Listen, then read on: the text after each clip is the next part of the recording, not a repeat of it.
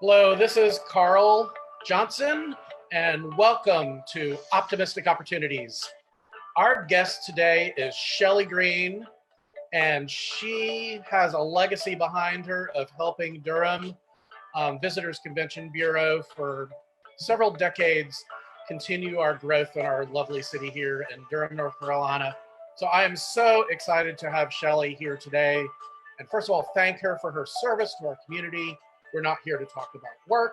We're here to talk about our personal views, but I wanted to let you know, her background. She also now has her own consulting firm in the same arena as well now, helping communities with what she did in the past as well. So yay, Shelly, thank you so much for helping everybody do that. Shelly, thank you so much. It is such a delight to see your smiling face today. It's a pleasure to be with you, Carl. Well, thank you. What are you doing to take care of your mental and physical health during this, challenging time, which I like to refer to as a reset? Well, I'm really lucky in that I'm a naturally happy-go-lucky person. I don't have to work on that very hard. And when you're blessed with this kind of intuitive happiness, you have a type of emotional resilience that helps you through times like this. And I respect that not everyone has that kind of wiring, but for me, honestly, it just doesn't take much work. But I still, like other people, can get intense about things and, wallow in my personal sense of tragedy. But when I do that, I just try to think about empathy and gratitude, because somebody else always has it much worse. So if you can find just that one little shred of happiness during a crisis, it can do the opposite of what you expect. It's not euphoric, but it impels that sense of gratitude, hope, and kindness. And boy, couldn't we all use a little bit more kindness right now? I think that is such an important thing to focus on, is the kindness and the gratitude, where the gratitude, for me at least, puts me in a different place. When I'm feeling grateful about something, it tends to sort of X out, if I may, what else might be happening in my brain, and helps my neurotransmitters start firing in a different way. And then it allows me to be more of a giver and Absolutely more of a helper. And then if I take the gratitude and then I look at being the giver helper, then that even takes it to that next step for me, where I'm, taking that, I can't remember what you said, your internal, the intuitive happiness. Yeah, the intuitive happiness, but the negative thing you said, your something struggle. Oh, wallowing in my personal tragedies. Yes, I love the wallowing my personal tragedies. I was like, it was so dramatic. It was awesome. I love that line. So it takes me away from, the wallowing in my personal tragedies. We all have challenges and we all have struggles. And I think it's kind of like, okay, let's nod and, for me, pay attention to it. But then, after I'm done and I'm nodding and paying attention to it, it doesn't have as much control on me. So then I can move to my gratitude. And a big celebration today. I believe it's your partner's birthday, and happy birthday to him, to Ren. And I hope that y'all are having a wonderful celebration out there at the lake. I know that's a virtual background, but that's actually the view from Shelly, like right behind her. So how do you pay attention to your mental health during this reset? Is there a certain thing you're paying attention to, or? Absolutely. And, I'm retired, so I'm not working and Zooming 8 hours a day anymore. So I'm really glad that I have the luxury of doing some of these things. But I have this beautiful back porch and I'm surrounded by trees. So I really love that time in nature. whether it's having my morning coffee out there, or probably even more often is having my glass of wine out there at the end of the day. Right. It just centers me. Of course, you mentioned my partner, and we're taking care of each other, and we're continuing to find ways of laughing and just enjoying life. I call my dad more often than I might have before. He has early stages of Alzheimer's, and he's in a facility in Florida, and they're just all on lockdown, and it's a really hard thing for folks with dementia. So I try to just lift his spirit some.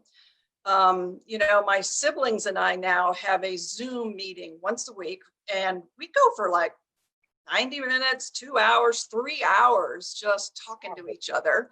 And that's become a real great way to take care of myself. I also have this fabulous group of women colleagues, and it's just a long acronym. It stands for Smart Women Who Get Stuff Done. Not stuff. You know what I mean.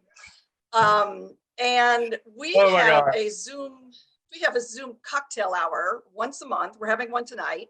And, sometimes it's 45, 60 ladies all on the phone, and we're just chatting, and that's so good for my mental health.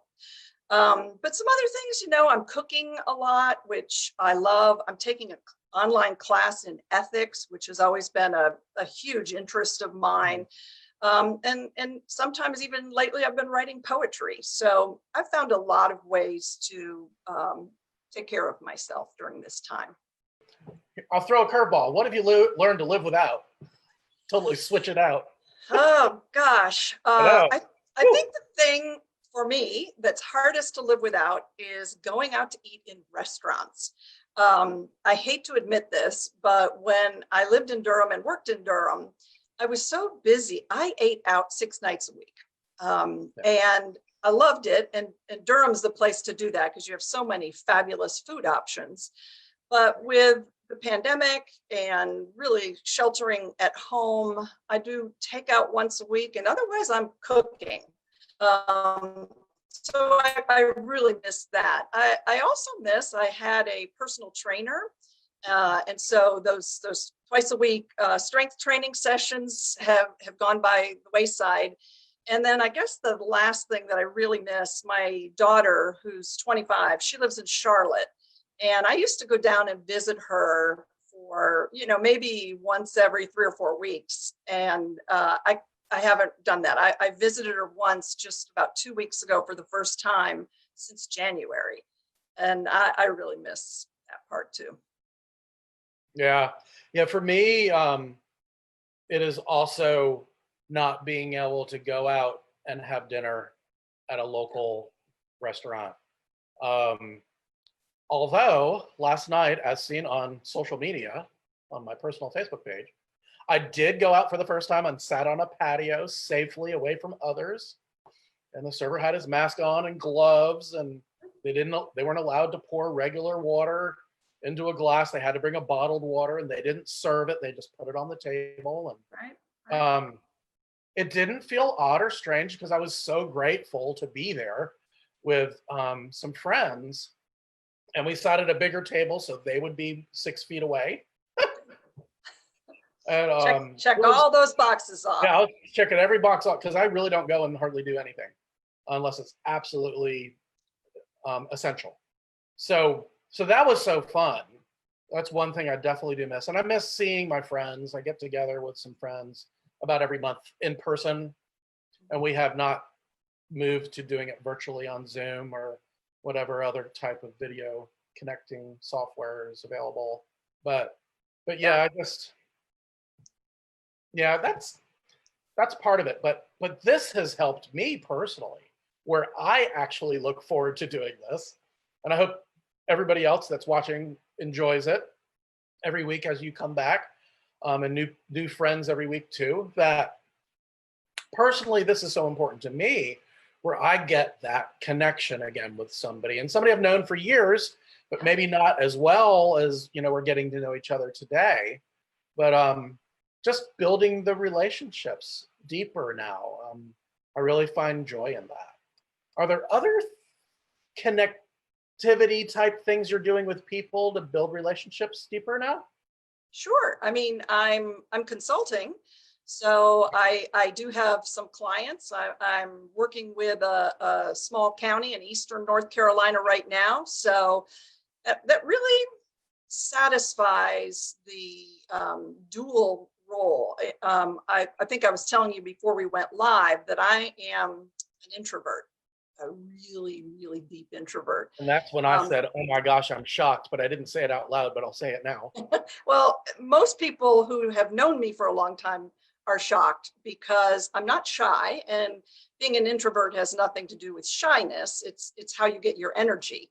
Right. So this idea of working at my desk and my home office and analyzing and having the freedom to do what I call, chasing a rabbit down the rabbit hole, just because I've got the time. And you read this article and it brings up this, and then you go over there, and then pretty soon you're at Amazon, and you're just all over the map. But then I'm also, having Zoom meetings with some of those clients and conference calls on the phone. So, but we are at time. I would love to talk to you more, and hopefully after this is done, we'll schedule a time so we can catch up some more, because I really would love that. Smart women that get things done brought up a name in my mind, was Casey Steinbacher, who is the past executive director of the Durham Chamber. She also has a consulting company, helping communities in lots of different ways too. She will actually be the guest next week on Optimistic Opportunities, and I will be on vacation. So in taking care of myself, Tracy Reynolds, who is a past guest on this show, will be our guest host. And please come and watch Casey and Tracy, because Shelly, thank you so much for joining us today, and be sure to sign in next week at 1 o'clock on my Facebook business page for Optimistic Opportunities. So bye for now, and we'll see you next week. Bye-bye. Thank you.